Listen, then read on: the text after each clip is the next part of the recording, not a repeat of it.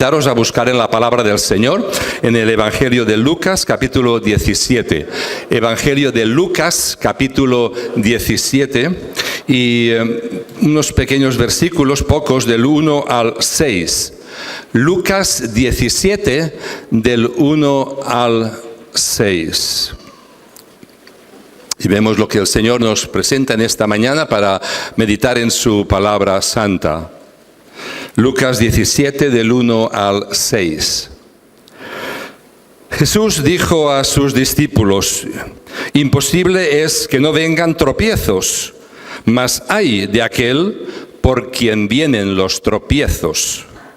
Mejor le fuera que se le atase al cuello una piedra de molino y se le arrojase al mar, que hacer tropezar a uno de estos pequeñitos. Mirad pues vosotros mismos, si tu hermano pecare contra ti, repréndele, y si se arrepintiere, perdónale. Y si 7 veces al día pecare contra ti, y 7 veces al día volviere a ti diciendo, me arrepiento, perdónale. Dijeron los apóstoles al Señor: aumentanos la fe, aumentanos la fe. Entonces el Señor dijo: si tuvierais fe como un grano de mostaza, podríais decir a este sicómoro, a este árbol, desarráigate y plántate en el mar, y os obedecería. Amén. Señor, estamos delante de tu palabra es verdad. Tu palabra, Señor, nos habla, y en esta mañana te pido, Señor, que me dirijas, que me inspires con tu presencia, que me unjas con tu poder, para que las palabras que yo vaya a transmitir vengan de tu corazón, vengan de ti, Señor, y puedan a esta iglesia ayudarnos a dar pasos de fe hacia adelante. En el nombre de Jesucristo oramos. Amén. Amén. Estamos viviendo en un momento donde la iglesia cristiana, la iglesia de Jesucristo, pierde la fe. ¿Es posible que la iglesia pierda la fe? ¿La iglesia en el mundo pierda? Es posible, porque la iglesia puede llamarse iglesia, pero hacer cosas diferentes a los propósitos de Dios y al llamamiento de Dios para cumplir la misión que la iglesia ha sido llamada a cumplir. La iglesia tiene que tener fe. Por esto predicamos sobre la fe, hablamos sobre la fe, compartimos experiencias que nos enriquezcan en nuestra fe. Pero lo que pasa es que muchas veces los cristianos, los que componemos la iglesia, somos cristianos que estamos satisfechos. Estamos muy satisfechos. A veces hablo con cristianos que me dicen: pastor, yo estoy muy bien con el Señor. Yo estoy fantásticamente bien. Yo me encuentro bien cuando voy a la iglesia, me encuentro bien cuando comparto con los hermanos, me encuentro bien en mi relación con el Señor. Y a mí, cuando alguien me dice eso, me hace sospechar.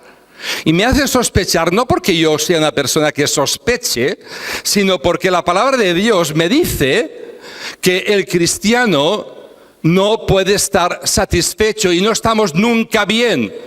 Siempre hay alguna parte de nuestra vida que flaquea. Siempre hay alguna parte de nuestra vida que titubea. Siempre hay alguna parte de nuestra vida que no está completamente en orden con Dios. Siempre la hay. Por lo tanto, no podemos sentirnos bien y sentirnos maravillosamente bien. Tampoco es bueno que vivamos siempre con cargas innecesarias, que llevemos adelante cargas que el Señor no quiere que llevemos. Pero la iglesia cristiana tiene que recuperar, y nosotros tenemos que recuperar nuestra fe y nuestra creencia en el Señor.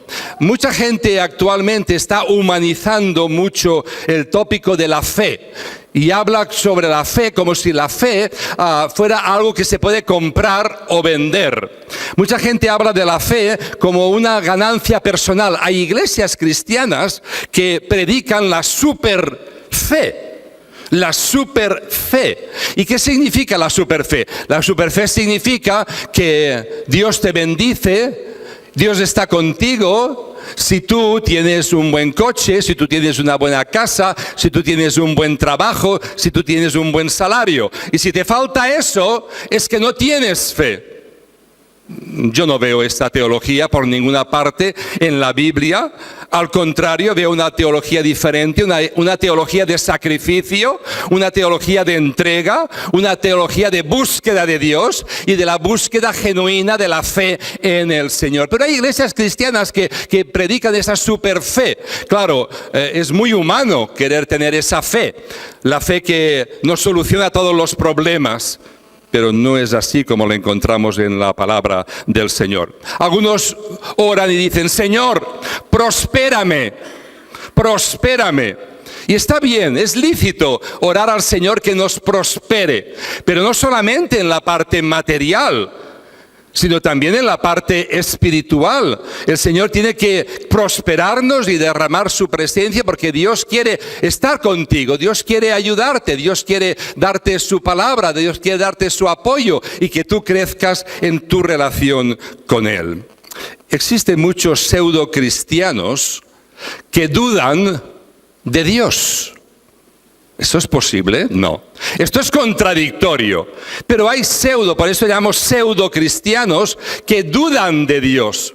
Tienen la etiqueta, la fachada, quieren creer en Dios, pero dudan de las cosas de Dios y dudan de la fe en el Señor. Y esto existe también hoy en día. Y esto es bastante peligroso cuando nosotros podemos ser un tipo de cristiano con esta mentalidad de dudar de las cosas, dudar de Dios. Me encanta este pasaje de la Escritura cuando los discípulos, no dice los discípulos, dice los apóstoles, porque discípulos había mucho, pero apóstoles había pocos, y los apóstoles, los seguidores íntimos del Señor Jesús, después de unas palabras del Señor, les dice, aumentanos la fe. Aumentanos la fe. Hermanos, esta tiene que ser nuestro grito, tiene que ser tu plegaria, tiene que ser el deseo de tu corazón en esta mañana. Decirle al Señor, auméntame la fe porque no lo sé todo, auméntame la fe porque yo soy una persona limitada, auméntame la fe porque yo soy una persona con pecado.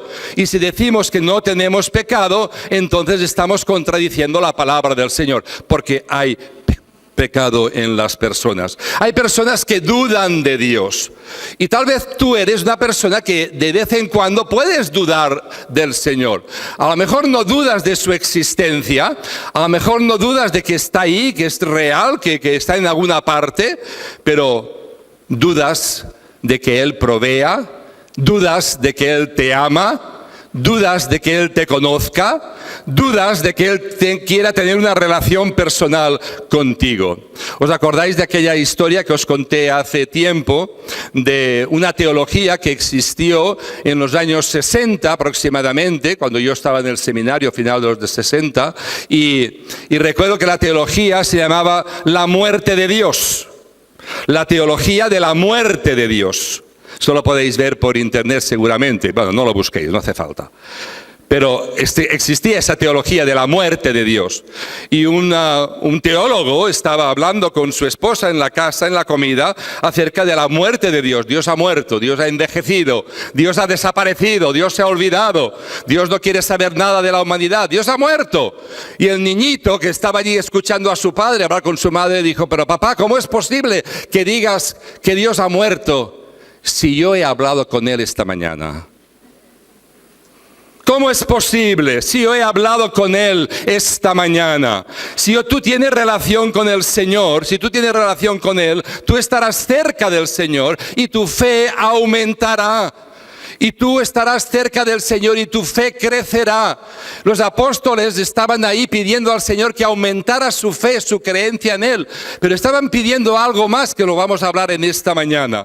Pero quiero que hablemos un poco, ¿por qué dudamos? ¿Por qué dudamos? ¿Cuáles son los elementos que nos hacen dudar? En algún momento de tu vida, seguro, yo sé que esta iglesia no duda. Aquí nadie duda. Pero en algún momento de tu vida has dudado. En alguna circunstancia has dicho, bueno, pero esto no lo termino de comprender, no lo termino de tragar, no lo termino de asimilar. Y habrás podido dudar. en algún momento de tu vida? ¿Por qué dudamos? ¿Por qué vienen las dudas a nuestra mente? En primer lugar, vienen las dudas en nuestra mente porque somos muy materialistas. Nos gusta comprobar las cosas con nuestras manos. ¿Os acordáis de Tomás, el apóstol? Él decía, pues yo si no pongo la mano no lo creeré en el costado del Señor. Si no pongo mis dedos en las heridas del Señor, no lo voy a creer. Y él tuvo que comprobarlo de aquella manera, de especial, porque tenía un tipo de fe diferente, distinta. Él quería tocar. Y a veces nosotros queremos comprobar la presencia de Dios, queremos comprobar nuestra fe, queremos comprobar las cosas espirituales. Yo os digo una cosa, las cosas espirituales son muy difíciles de comprobar, porque son del espíritu, no son de la materia. Son muy difíciles de comprobar, pero el Señor sabemos que está ahí, que es real y que Él abre de tantas maneras. Vosotros sabéis que en el colegio Alfa y Omega, en nuestro colegio, durante este verano hemos batido todos los récords y hemos remodelado 2 aulas para mañana abrir el colegio. Mañana empezamos el curso. Y cuando estábamos con esta remodelación, que ha sido una remodelación maratoniana, donde hemos estado ahí con mucha gente de la iglesia, voluntarios de otras iglesias que nos han ayudado, recursos que hemos recibido de otros lugares apoyando. Y cuando había una necesidad, hermanos, cuando había una necesidad, veíamos que el Señor enseguida contestaba y abría la puerta. Enseguida, inmediatamente, fuese de personal, fuese económica o de cualquier tipo. Lo hemos comprobado, eso no se puede medir, pero eso se sabe, se experimenta. Se mide cuando ya ha pasado, pero con antelación no lo podemos medir. Se experimenta, y se experimenta cuando uno tiene una relación personal con el Señor y le pedimos que aumente la fe. Sin embargo, vienen dudas porque vivimos en un mundo materialista. Lo contrario de la fe son las dudas. Lo opuesto a la fe es dudar. Lo opuesto a creer en el Señor es no tener creencia y apartarnos de creer en Él. Las dudas las tenemos porque la duda satisface nuestra necesidad de autoprotección. ¿Y por qué? ¿Cómo es posible esto? Os lo quiero explicar. No nos gusta equivocarnos a los seres humanos. No nos gusta fallar. No nos gusta que nadie nos hiera, que nadie nos haga daño. En nuestro subconsciente está susurrando dentro de nosotros algo importante. ¿Y sabéis qué susurra nuestro subconsciente? No te fíes. No te fíes. Eso es demasiado bonito para ser... ¿qué? Verdad. Eso es demasiado. No te fíes. Esa idea está en nuestro subconsciente. No te fíes. No te fíes de esta iglesia. Tanto amor, no es posible. Por algún lugar tiene que pasar algo. Algún problema tiene que... Claro que hay problemas. Cientos de problemas. Porque en el momento en que hay seres humanos tenemos problemas. Sin embargo, la duda viene a nuestra mente. Y lo cierto es que ya te sientes decepcionado simplemente por el hecho de tener dudas. Porque la duda fomenta la duda, y la duda fomenta la decepción, y la decepción nos va apartando de Dios. Por eso dudamos. En segundo lugar, dudamos porque es un camino fácil. El dudar es fácil. No es que nos levantamos por la mañana y digo, bueno, hoy voy a dudar. Hoy en este día yo voy a dudar de las cosas espirituales y voy a dudar de Dios. No. La duda proviene porque existe un vacío en nuestro corazón. Existe un vacío existencial en la mente del ser humano y en la vida del ser humano. Existe un vacío que está ahí y la propensión nuestra es a dudar. Y solamente este vacío se llena cuando nuestra mente recibe la palabra de Dios. Por esto dice en Romanos capítulo 10, versículo 17, la fe viene por el oír la palabra de Dios. Viene por el oír la fe. Y la duda nos aparta, pero cuando escuchamos la palabra de Dios, cuando tenemos un corazón receptivo y una mente abierta a la palabra del Señor, el Señor nos está instruyendo y está cambiando los parámetros de nuestra mente, está cambiando nuestra manera de pensar y de ver las cosas. ¿Por qué tenemos dudas? Porque en el mundo abundan los escépticos. Las personas escépticas abundan en el mundo. Muchas personas que nos rodean se regodean siempre y se alegran de ver los obstáculos y las dificultades en la vida. Hay personas que siempre ven los obstáculos, ven las dificultades, no ven las cosas hermosas de la vida. Y cuando este pensamiento empieza a fluir en nuestra mente, entonces nos dejamos arrastrar por lo negativo. Yo no sé si has estado en alguna reunión donde se hablaban cosas negativas y al final tú piensas en negativo. Ayer a mí me pasó algo curioso. Algo que no hago nunca, pero lo hice ayer. Ayer por la noche me fui a acostar y cogí mi iPad y abrí un programa, un YouTube, y un predicador estaba hablando y estaba escuchándolo. Y empecé a sentirme mal de las cosas que decía. Me empecé a sentir mal de tal manera que cuando me fui a dormir tuve que reprender al enemigo para que yo pudiera limpiar mi mente y mi corazón y dormir en paz y tranquilidad. Si nosotros llenamos nuestra vida de cosas negativas, vemos cosas negativas en YouTube, en Internet, en revistas y en libros, nuestra vida se irá haciendo negativa. ¿Os acordáis del dicho? Dime con quién andas y te diré quién eres. Y es así. Si andas con personas negativas, te vas a hacer un amargado. Vas a ser un amargado en la vida. Y hay personas que andan y no saben cortar, no saben poner límites. Y entonces la fe va bajando y va minando. ¿Por qué tenemos dudas? Porque dudar es contagioso. Es muy contagioso. Es más fácil coger el virus de la duda que el de la gripe. Y la gripe existe, ¿eh? La vemos cada año. Yo me tengo que vacunar contra la gripe cada año, desde que tengo 60 años. Así que todos los que tengáis mayores de 60 años, vacunaros, por favor, para no coger la gripe. Pero el virus, ese virus de la duda es muy efectivo, es muy profundo y corre alrededor nuestro.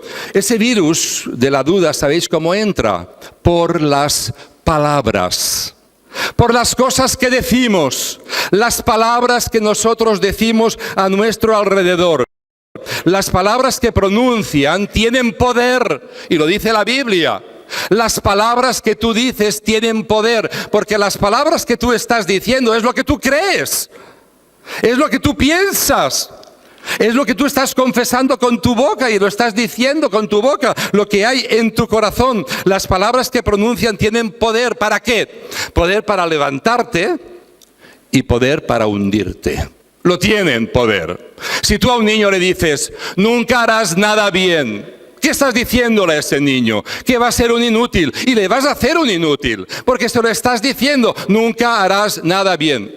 Yo recuerdo una vez cuando era pequeño, vivíamos en Sabadell, mi padre estaba de pastor allí, y mi hermana mayor tenía una muñeca de esa, la mariquita, ¿cómo? Pérez, tan bonita, con su cabeza de porcelana. Y entonces yo iba recuerdo, tengo la imagen grabada en mi mente, iba por el pasillo, era un pasillo bastante largo, iba con la muñequita que había descubierto de mi hermana, yo iba tan contento, y no sé quién, porque no recuerdo quién fue de mi familia, que me dijo, Jorge, que la vas a romper y la vas a tirar. Yo hice, ¡shup! Y la tiré. Yo no iba a tirarla, yo iba cogido de la muñeca, pero me dijeron, Jorge, que la vas a tirar, y obedecí, la tiré. Si tú a una persona le dices, vas a hacer eso, vas a hacer eso, vas a hacer eso, y le das ideas negativas y palabras negativas, esa persona al final va a hacer eso, se lo va a creer. Y esas son maldiciones que arrastramos toda nuestra vida. Tú arrastras maldiciones que has oído en tu familia, que te lo han dicho, que lo has escuchado a tu alrededor y están ahí, y todo eso hace que nuestra fe vaya menguando y que dudemos de las cosas y nos contagiemos unos de los otros. Las palabras son importantes, hermano y hermana, y a veces ante los problemas, algunas palabras, cuando hay problemas, dicen, bueno, pero ¿qué voy a hacer? ¿Cómo voy a salir de esto? Y otros dicen, saldremos con la ayuda del Señor. ¿Qué diferencia? Cuando uno dice, ¿cómo voy a salir? Y uno se colapsa, y uno se bloquea, y cuando hay dificultades, y hay enfermedades, y hay falta de trabajo, y falta de dinero. Pero cuando hay fe en el Señor, uno dice, saldremos con la ayuda del Señor. O a veces cuando pasan cosas, dicen, pero esto es horrible lo que me está ocurriendo. ¿Lo has escuchado alguna vez? Esto es horrible, ¿qué palo he recibido? ¿Qué palo he recibido? En lugar de decir, voy a aprender de esto. Algunos dicen, ¿por qué? ¿Por qué me pasa a mí esto? ¿Por qué me sucede esto a mí? En vez de cambiar y decir, ¿para qué?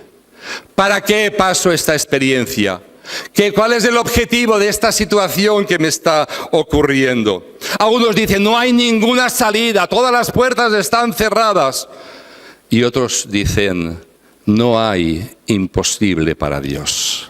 No hay cosa imposible para Dios. Fijaros la mentalidad, la diferencia de mentalidad de vivir en la fe o no vivir en la fe. Cuando vivimos en la fe en el Señor, las cosas cambian. ¿Por qué? Porque nuestra forma de pensar cambia, nuestro vocabulario cambia, nuestras palabras cambian, nuestra forma de pronunciar las cosas en la vida cambia y entendemos que Dios tiene un plan para nuestra vida. Por lo tanto, hermano y hermana, las dudas destruyen. Las dudas destruyen. Y eso no quiere decir que seamos unos ignorantes. El otro día en Facebook lo vi. Uno estaba atacándonos a los cristianos de ignorantes. Ignorantes que no queréis ver la verdad. Ignorantes que no queréis progresar. Claro que queremos progresar. Claro que queremos ir adelante. Claro que queremos, pero con fe. Y con las cosas y los planes que Dios tiene, no nuestros planes para nuestra vida. Por lo tanto, las dudas destruyen la confianza. O tú puedes vivir en tu matrimonio con dudas, ¿verdad que no?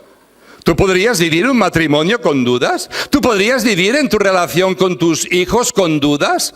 ¿Tú podrías vivir una relación normal con amigos teniendo dudas acerca de los amigos? ¿Tú podrías tener una buena relación con la gente que trabajas teniendo dudas? Pues si esto es imposible en nuestras relaciones humanas, esto es más imposible para Dios con la fe en Dios. No podemos dudar del Señor. Podemos pasar épocas, podemos pasar momentos, pero no instalarnos. ¿Qué es la fe? ¿Qué es la fe? Dice Hebreos, capítulo 11, versículo 1, y dice el escritor a los Hebreos una frase tremenda. La fe es la certeza de lo que se espera. La certeza, la convicción de lo que no se ve. Es la certeza, es una certeza la fe. Es una seguridad la fe. Y es una convicción. Es decir, hay dos palabras que son básicas, es certeza y convicción. Estoy seguro de esto y estoy convencido de esto. Y esto es la fe. La certeza de lo que se espera, la convicción de lo que no se ve. En el Señor, claro que sí. No en la fe en cualquier cosa, ni en cualquier religión, ni en cualquier institución. Cuando hemos leído el pasaje de Lucas, en los versículos del 1 al 4, el Señor está hablando unas palabras muy fuertes y muy poderosas a los apóstoles. Y después de estas palabras que hemos leído, los apóstoles, cuando ellos reconocen que no tienen fe, y dicen al Señor, aumentanos la fe. Fijaros, ellos en este momento, ellos están pidiendo fe, están preparados para recibir más fe en el Señor. Sin embargo, quien da la fe es Dios. Es Dios. Nosotros tenemos la intención de tener fe, tenemos la intención de amar a Dios, tenemos la intención de conocer a Dios, pero Él hace crecer esta convicción en nuestro corazón. En los pasajes anteriores a este, hemos leído Lucas capítulo 17, pero si vemos en Lucas capítulo 5, versículo 20, vemos que Jesús habla también de la fe. Cuando aquel paralítico lo pusieron en medio de la casa, que no podían entrar, ¿os acordáis de la escena? Hicieron un agujero en el techo y bajaron a aquel paralítico. Y Jesús dijo unas palabras, al ver la fe de ellos, dijo: Hijo, tus pecados te son perdonados. Al ver la fe de aquellas personas. Jesús menciona la fe aquí. O también hay otro pasaje con el centurión que buscaba a Jesús para que sanara a su criado. Y entonces Jesús en el capítulo 7, versículo 9, dice: os digo que aún ni en Israel he hallado una fe tan grande como la de este centurión. Y hay otro pasaje que está hablando de la fe. Cuando estaban en la tempestad, ¿os acordáis de aquella gran tempestad que estaban los apóstoles, los discípulos con el Señor? Y el Señor estaba allí con ellos y estaba durmiendo, y entonces en el capítulo 8, versículo 25, el Señor les pregunta: ¿y dónde está vuestra fe? ¿Dónde está vuestra fe? Y luego en el capítulo 8, versículo 48, el Señor vuelve a hablar sobre la fe. Cuando aquella mujer que tenía una hemorragia, que se acercó al Señor, tocó el borde del manto del Señor, y el Señor le dijo: hija, tu fe te ha sanado o salvado. Ve en paz. El Señor está hablando de fe varias veces aquí en este pasaje, pero nunca los discípulos y los apóstoles le habían pedido: Señor, danos esa fe. Jamás. Este es el momento donde ellos están reclamando que que Jesús les dé fe. ¿Por qué? ¿Sabéis una cosa? La fe no es una posesión de algo. La fe no es que yo poseo la fe, la guardo, la albergo en mi corazón y me la quedo. No, no. La fe es más que una posesión, es una disposición que es diferente. Hay una disposición en aceptar el plan de Dios, porque la fe impulsa un comportamiento fiel. Y esa es la gran diferencia. Es decir, algunos dicen que tienen fe y no tienen obras. Lo dice Santiago. Dice: pues muéstrame tu fe con tus obras. La fe tiene obras. La fe tiene reacciones. La fe tiene comportamientos. La fe es un compromiso. Y esto es lo que estaban pidiendo en este momento los apóstoles al Señor: aumentanos la fe y haznos gente de fe, pero gente sobre todo fiel a ti. Y de eso se trata, hermanos. La fe se comprueba con nuestra fidelidad al Señor. Nuestra fidelidad al Señor. Ahí se comprueba nuestra fe. No se comprueba como cantamos de bonito. No se comprueba por los actos, las palabras hermosas que digamos. Se comprueba por nuestro compromiso de fidelidad al Señor y por nuestra disposición de seguir al Señor y servir al Señor allí donde Él quiera mandarnos. Lo curioso es que Jesús no les da a estos discípulos una receta para obtener más fe. No les dice una fórmula mágica y así obtendréis más fe. Sino que lo que el Señor les dice a los apóstoles y nos dice a todos nosotros es que demos un paso cada vez. Demos un paso de fe cada vez. Que nos acerquemos al Señor y demos pasos de confianza en el Señor, pasos de obediencia, pasos de compromiso. Si tú quieres tener fe en el Señor, tú quieres que tu fe aumente, tú tienes que dar pasos. Pasos de confianza en Él. Tú no puedes estar en casa solo, tú no puedes vivir tu fe personal, tú no puedes vivir tu fe filosófica, tú no puedes vivir tu fe de solamente proyectos que te gustaría hacer pero que nunca se hacen, sino que la fe, para que crezca en tu corazón, debes de dar pasos. Pasos de confianza en el Señor y pasos concretos. ¿Cuáles son estos pasos? En esta mañana quisiera terminar dándoos algunos puntos sobre los pasos que tenemos que dar en nuestra fe en el Señor. Para que nuestra fe se robustezca, para que nuestra fe crezca, para que nuestra fe se estabilice, para que nuestra fe sea una fe absoluta de confianza en el Señor. En primer lugar es orar. Mirar, si la fe, Señor, y pedirle que aumente nuestra fe, que aumente nuestra confianza, que aumente nuestra fidelidad. El tiempo de comunión con el Señor es muy importante. ¿Cuánto tiempo inviertes de comunión con el Señor? ¿Cuánto tiempo hablas con el Señor durante el día? ¿Cuánto tiempo estás tú hablando con el Señor y teniendo relación con Él personal? ¿Cuánto tiempo? Esto es importante, que en esta mañana tú te respondas, porque de acuerdo al tiempo que tú inviertas de comunión con el Señor, proporcionalmente aumentará tu fe y tu confianza en el Señor. Cuando tienes oración, cuando tú hablas con el Señor, no solamente tú estás hablando con Él, tú estás escuchándole. Porque la oración es una vía de doble sentido. Tú hablas al Señor y el Señor te habla a ti. Tú comunicas con el Señor y el Señor se comunica contigo. Por esto es importante cuando oramos, cuando terminamos, no decir amén y empezar corriendo.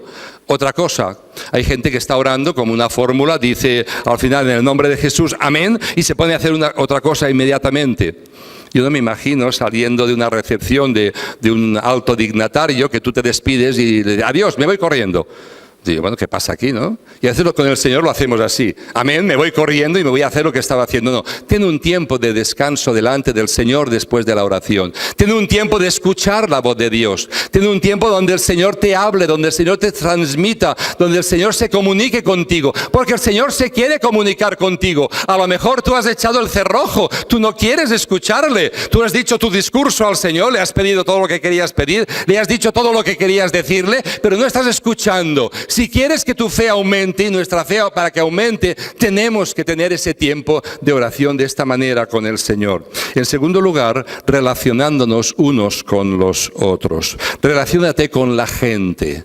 Pero relaciónate con la gente que te ayude a aumentar la fe. Por ejemplo, el culto de esta mañana. El culto de esta mañana y las convocatorias que hace la Iglesia cuando lo hacemos es para estar juntos los que tenemos fe, para animarnos, para exhortarnos, para ayudarnos, para edificarnos mutuamente.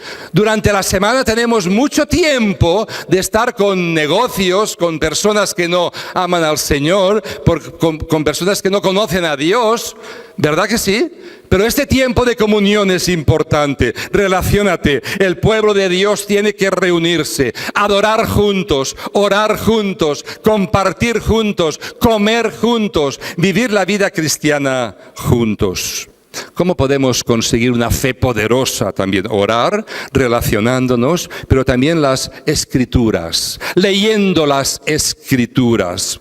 Sin la Escritura para guiarnos, nosotros podemos tener fe en las personas, en los programas, en los políticos, en la iglesia, en instituciones, en filosofías, en proyectos, pero no en el Señor.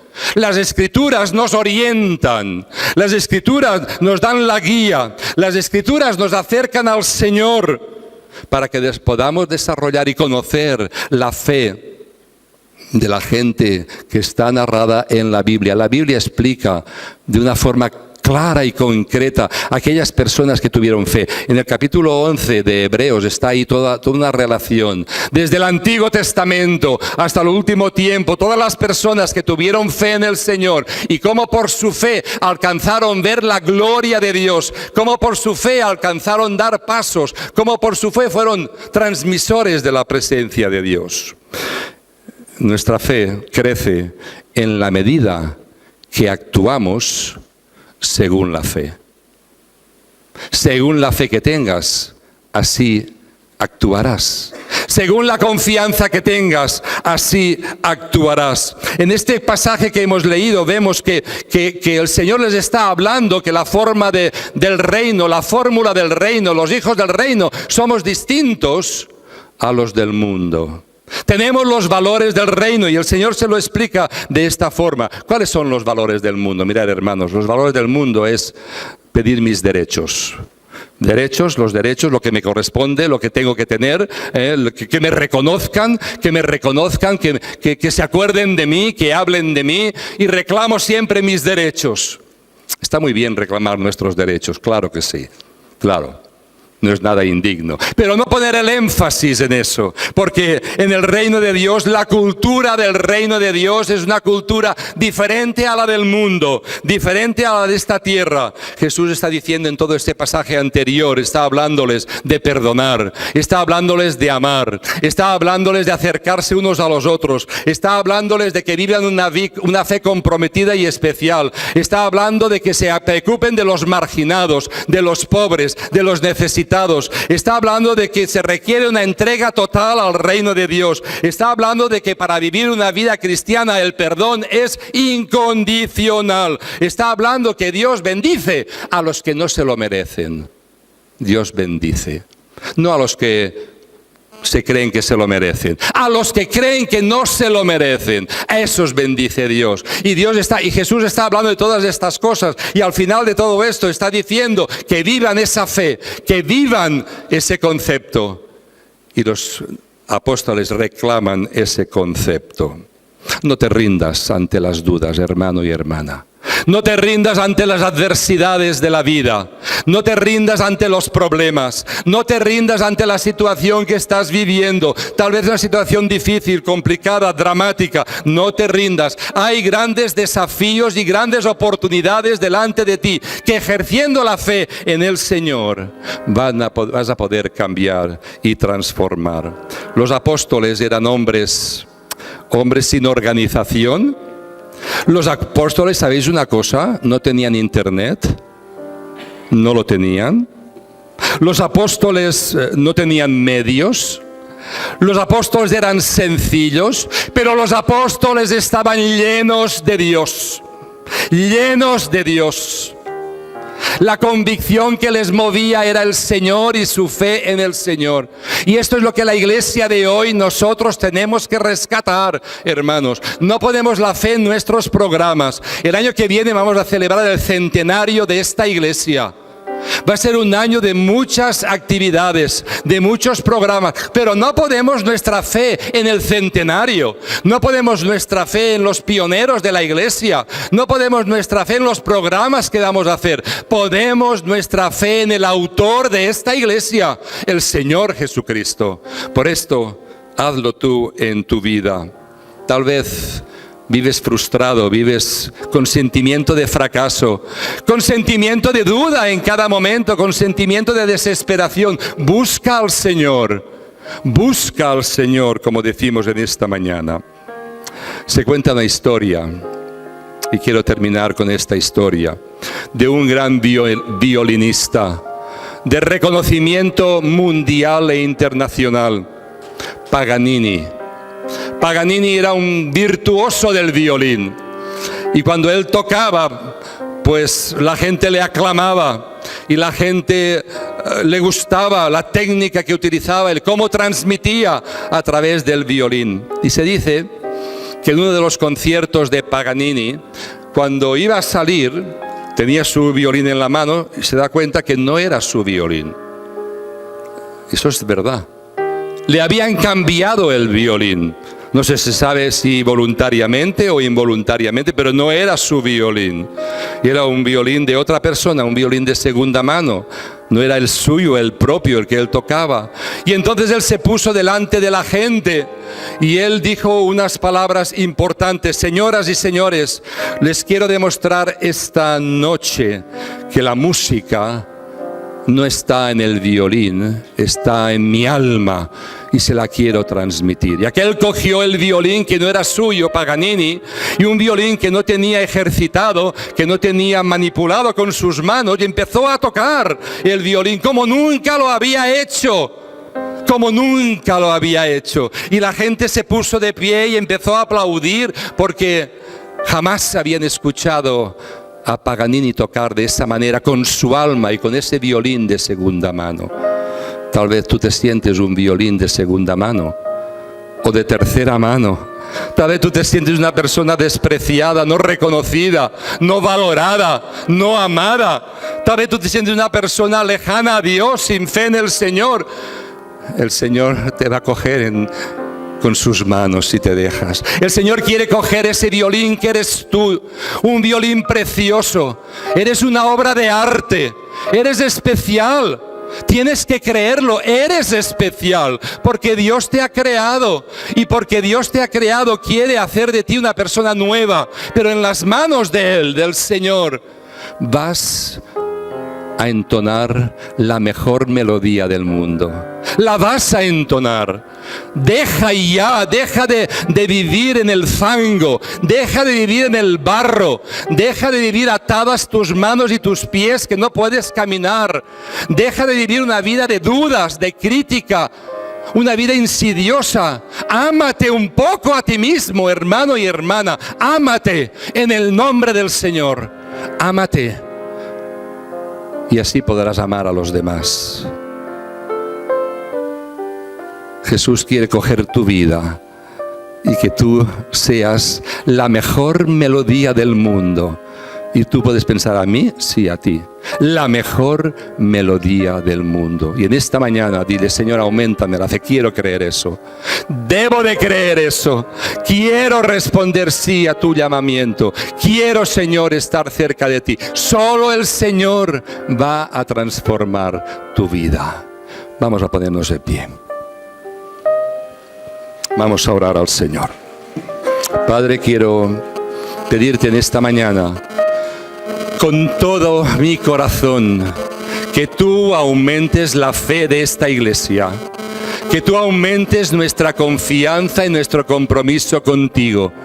Señor, queremos estar en tus manos, queremos ser la música que tú quieras tocar, queremos ser la persona que tú quieras transformar, queremos ser la persona que tú quieras usar. Heme aquí, Señor, envíame a mí. Envíanos, Señor. Pero mientras tanto nos envías, Padre, danos fe, danos confianza y que nuestros pasos de cercanía contigo sean pasos íntimos, pasos que escuchemos tu voz, pasos que demos, Señor, de escucha de tu voluntad para nuestra vida. Señor Jesucristo, te pido, Padre, que en esta mañana tú toques nuestra mente y nuestro corazón y podamos ser cristianos de acuerdo a tu palpitar, de acuerdo a tu corazón, de acuerdo a tus propósitos y a tus planes. En el nombre de Cristo Jesús. Amén.